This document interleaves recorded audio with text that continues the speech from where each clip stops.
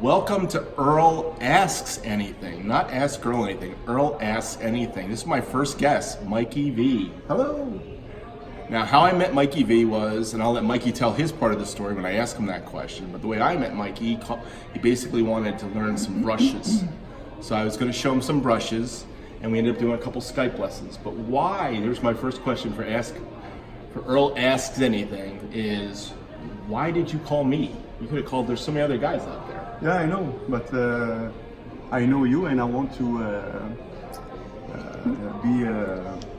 encourage you with your YouTube channel. So that's the way I find to encourage you, is take a lesson from you. That was awesome, yes. And it did encourage me because I never tried a Skype lesson. That was a scary thing the first time. It was the first, eh? You're the first. I was thinking about doing a Skype lesson, but I wasn't sure it was going to work, you know? So it was kind of funny that we, that's how we connected. Yeah. And he took a few. Are you still playing brushes? Not much. Oh, come on. Not much. No, it didn't take, did it? But, you did a cover. You did a cover. What was it? Yeah, yeah. What was it called? It was... Bad... it was a girl singing. I don't remember the title. It was like a swing song. Yeah. You played it. Yeah, I don't remember. I'm gonna have to find that out and put it in the notes of the video. Yeah. All right, so tell us a little bit about your drumming career, where you started. I started drumming around 13 years old. Okay. So I've been drumming for, I don't want to say my age, but You don't have to. 40 years old. 40 years, okay. You're just giving your age away then. Yeah, that's it. You're giving your I've age. been drumming for 40 years now. Awesome. So, who was your early influence? My main influences when I was young was Judas Priest. I listened a lot of Judas Priest. Who was the drummer for Judas Priest? I'm trying to think. It was the first one, Binks. Not Dave.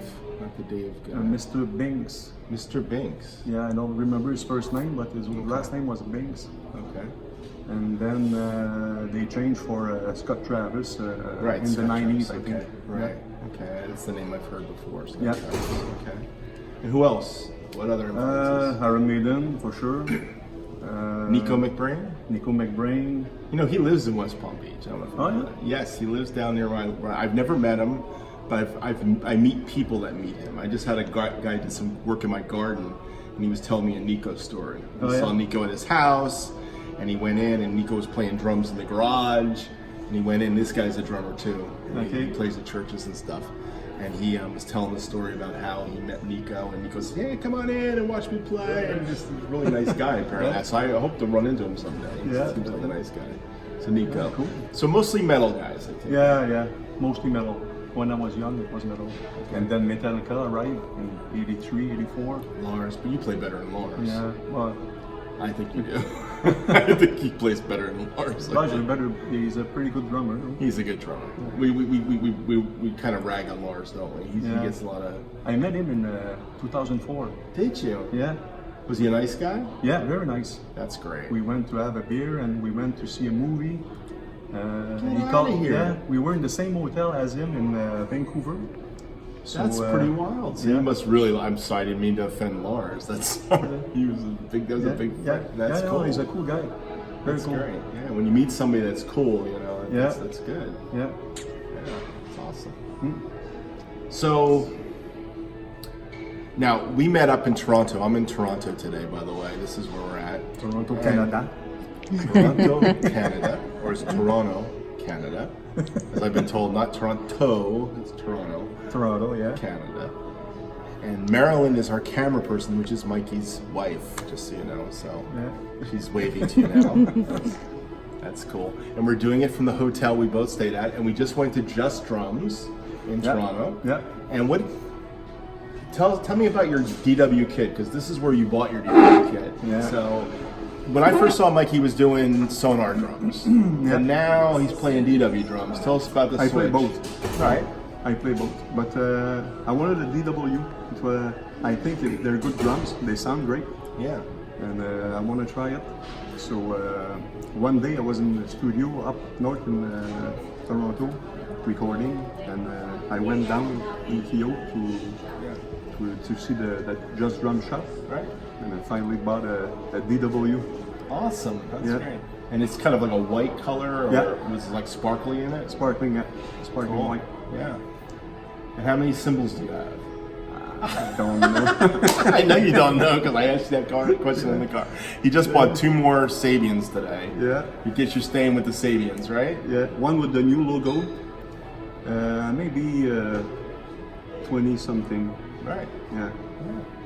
I'm not as crazy as you on symbols. I know you have a big Yeah, but you collection. got 20. You got 20 Sabians. I only got like 7 or 8 or so. Okay. Maybe. Yeah, I've had a few. That's cool. Awesome. So, what's your favorite snare drum? Actually, I play with my wife. Bought me 2 years ago a Sonar signature, MYKIE-V signature. Is that a metal drum or a wood drum? It's a wood drum. Wood drum. Yeah. 6.5 by. Yeah, 6.5 by 14, and it sounds great. And your wife definitely supports your drumming habit. Because I Yeah. watched how she was in the drum shop. She was picking stuff out for you. Yeah. That's what my wife does. You know, some of my most bestest cymbals I have, that's not even a word, bestest, but my best cymbals I have been picked out by my wife. Yeah. Yeah. I would have a good I would choice. hit up. She'd pick you. She had a good I'll tell you, choice. my first time I was playing Sabians. I just started playing in the 80s. I was in a band and I had some Sabians and I wanted to buy a Sabian China. And I was in a Sam Ash in New Jersey. And I hit this Carmen Appice China he had because he used to be a Sabian guy way back in the 80s. And it was made of nickel, like nickel's silver, I guess it was. It was a really nasty sounding cymbal. And he would hit them like this, back and forth. He had the 2 Chinas up here, so he'd go back and forth. And I went and hit the cymbal, and I said, "What do you think of this, honey?" And she goes, "No, don't buy that one." And when she went over to the Paiste rack and she hit this Paiste signature cymbal, China, it was 16 inch. She goes, "That's the one to buy." And that's the one I bought. And I played that for years until I killed it. Problem with the signature bronze is it doesn't last forever. That's my problem with Paiste signatures. That's why I don't really use them that often, because they do eventually die, where the B8 seems to last forever and ever. Okay. It's a softer metal. But it was the prettiest China I ever owned until I got my 2002 now. Picked by your wife. And my wife picked it out. She had good choice, good She taste. has good taste. So if you've got a wife that has good taste in drumming, this is important, very important if you're going to be a drummer. So I get support. So one more thing as a parting, because you can see Marilyn's her hands getting a little tired here. If I had a camera stand, I might go an hour with you, like I do on. Maybe they're going to. It's starting to go down. My head starts could be going in. But last parting question: what's your aspirations for your YouTube channel and doing more drum covers? Because I know you haven't been doing as much. Tell us about what you've been doing that's been keeping your drumming going outside of YouTube.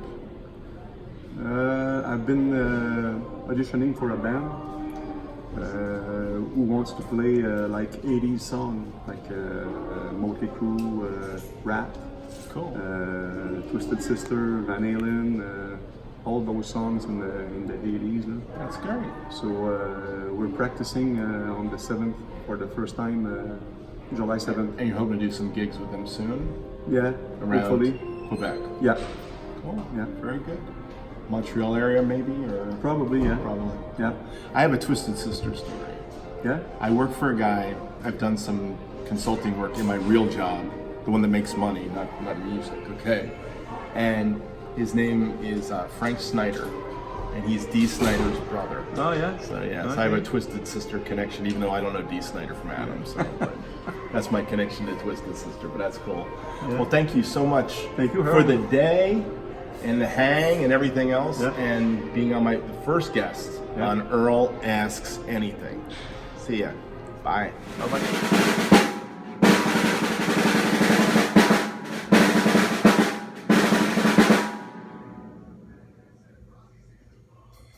Nice.